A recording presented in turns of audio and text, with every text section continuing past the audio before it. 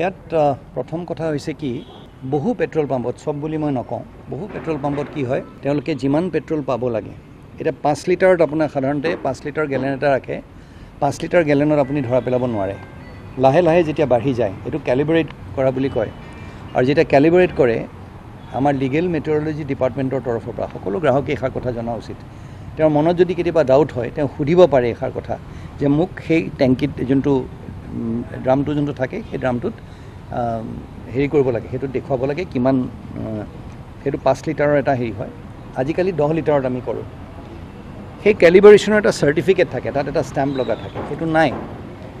দ্বিতীয়ত আপুনি ভাবক নগাঁৱৰ মাজমজিয়াত কোনো ট্ৰেড লাইসেন্স নোহোৱাকৈ এই পেট্ৰল পাম্পটো তেওঁলোকে অপাৰেট কৰি আছে এতিয়া এটা কথা মানে প্ৰশাসনক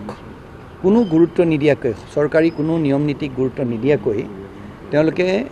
এই আমাৰ বিধিগত যি বস্তু হেতাত বুঢ়াঙলি দেখুৱাই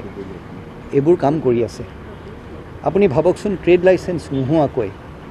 এনে ধৰণে তেওঁলোকে পেট্ৰল পাম্প এটা চলাই থাকিব নাপায় আৰু যেতিয়া সুধিছো তেওঁলোকৰ কাগজপত্ৰ ইয়াত একো নাই মই ভাবো নগাঁও জিলাত আমাৰ যিমানবোৰ পেট্ৰল পাম্প আছে তাৰ সৰহ সংখ্যক ভাল মানুহ তেওঁলোক তেনেকুৱা নহয় মানুহ কিন্তু তাৰে ভিতৰত কেজনমান দুষ্কৃতিকাৰী আছে যাৰ বাবে সকলোখিনি বদনাম হ'ব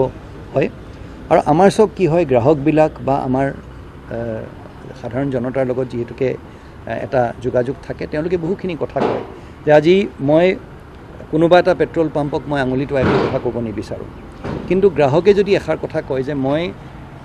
ভৰালো হয় সেইটো সময়ত মই চাবলৈ নহ'ল কিন্তু মোৰ মিটাৰটো হেৰি হৈ নাথাকিলে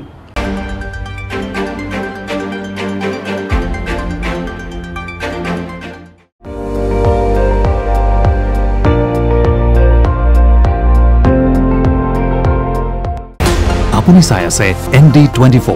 সৰ্বশ্ৰেষ্ঠ নহয় সৰ্বোত্তমৰ দৌৰত